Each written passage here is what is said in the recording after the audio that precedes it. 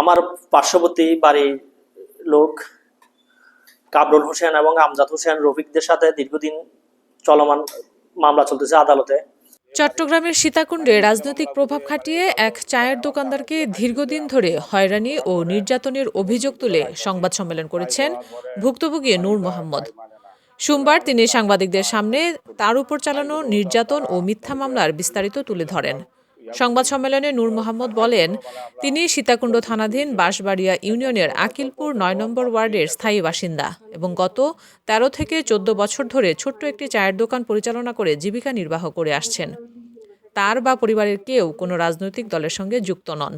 তিনি অভিযোগ করেন, পার্শ্ববর্তী কিছু প্রভাবশালী ব্যক্তি প্রথমে আওয়ামী লীগের পরিচয় এবং পরবর্তীতে বিএনপির রাজনৈতিক প্রভাব দেখিয়ে তার দোকানে হামলা, তালাবন্ধকরণ ও তার বিরুদ্ধে একাধিক মিথ্যা মামলা দায়ের করেছে।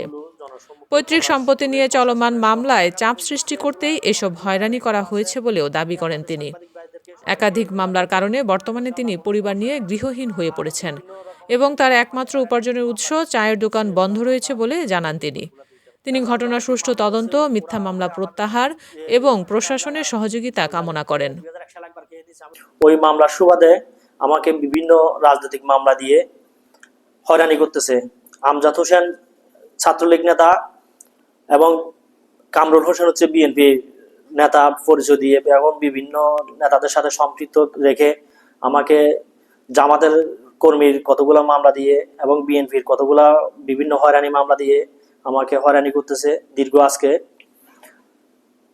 2024 সালের পর থেকেই আমি টোটালি বাড়ি ছাড়া। 23 সালের আগেও ঘটনা অনেকগুলো করছে, এগুলা নিয়ে আমি অনেকবার সীতাকুণ্ড থানাতে অভিযোগ করছি। 24 সালের অনেক ঘটনা ঘটছে, ওগুলো নিয়ে অভিযোগ করছি। 25 সালে আদালতেও মামলা করছি, ওগুলোতে আমি কোনো সুফল পাইনি। এবং এই বিষয় নিয়ে আমি মিথ্যা মামলার বিষয় নিয়ে স্বরাষ্ট্র মন্ত্রণালয়, আইন উপদেষ্টা এবং সীতাকুণ্ড চারকেল এবং চট্টগ্রাম ডিআইজি বরাবর অনেক দরখাস্ত করছি, এগুলোর আমি কোনো সুফল পাইনি। এবং বিভিন্ন মিডিয়াতেও আমি অনেকবার নিউজ করছি। প্লাস ওরা টাকা দিয়ে বিভিন্নভাবে হুমকি দিয়ে ওগুলাকেও মানে প্রভাব খাটিয়ে, টাকার প্রভাব খাটিয়ে ওগুলা কোনো প্রতিকার পাইতে দেয় নাই। এবং আমাকে রাজনৈতিক মামলা দিয়ে আমার পরিবার পরিজন থেকে আজকে দীর্ঘ 2-3 বছর যাবৎ দূরে সরে রাখছে। প্লাস এখন আমি নিঃস্ব, বাড়ি হারা, ব্যবসা বাণিজ্য হারা, আমি দাঁড়ে দাঁড়ে ঘুরতেছি। আমি আপনাদের মাধ্যমে এবং সাংবাদিক ভাইদের মাধ্যমে আমি আমার পরিবারের পরিজন নিয়ে যাতে কিভাবে থাকতে পারি, আমি বউ বাচ্চা নিয়ে যাতে সুন্দরভাবে থাকতে পারি, যে আমি আমার ব্যবসা বাণিজ্য আগের মতো করতে পারি, এইটার আবেদন করতেছি আপনাদের কাছে। আমার 4টা ছেলে মেয়ে, একটা ক্লাস 4-এ পড়ে ইসলামী আরবি মাদ্রাসায় ছোট কুমিরা, আর একটা ক্লাস 3-তে পড়ে নুরিয়া ইসলামী আরবি মাদ্রাসায়, আর একটা 2টা ছোট্ট ছেলে মেয়ে নিয়ে মোটামুটি আমার 4টা ছেলে মেয়ে খুব মানবতার জীবন যাপন করতেছি।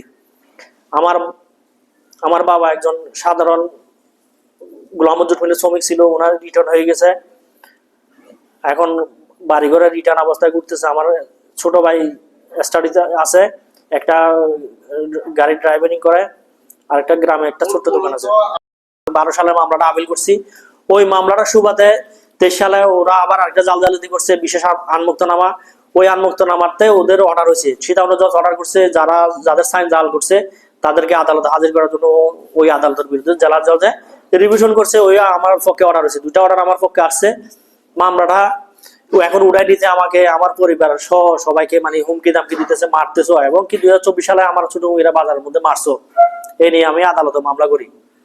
কিন্তু আমি এখনো কোনো বিচার পাই নাই এবং রাজনৈতিক ভাবে আমাকে হয়রানি করতেছে, ব্যবসায়িক ভাবে তো করতেছে। মোটামুটি আমি বাড়িতে ঘর ছাড়া আজকে প্রায় 3 বছর যাবতে আছি।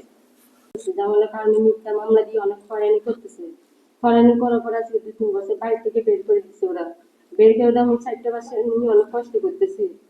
কষ্ট করার পরে এখন আমি বাপের বাড়িতে থাকি, আমি শ্বশুর বাড়িতে থাকতে পারতেছি না। ওরা মারধর করতেছে, অনেক হুমকি দিতেছে, আমাকে পিটিয়ে দিচ্ছে ওরা।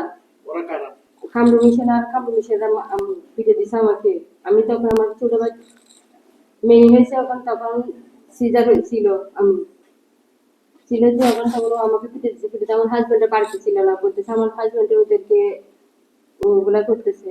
এখন 2-3 বছর আমি বাড়ি থেকে, আমার হাজবেন্ডের বাড়ি থেকে থাকতে পারতেছে না। এখন আমি ওদেরকে বিশেষ চাই কামরুল হোসেন ও রামদাস হোসেনের বিশেষ চাই আমিও চাচ্ছি আমার স্বামীকে নিয়ে আমি যেন বাড়ি ঘরতে থাকতে পারি, মিথ্যা মামলাগুলা যেন সবগুলা শেষ করে দিতে পারি, আমি যেন আমার হাজবেন্ডকে নিয়ে আমার বাচ্চা কাছে নিতে সবার শ্বশুর শাশুড়ি নিয়ে সবাইকে যেন আমি বাড়িতে থাকতে পারি।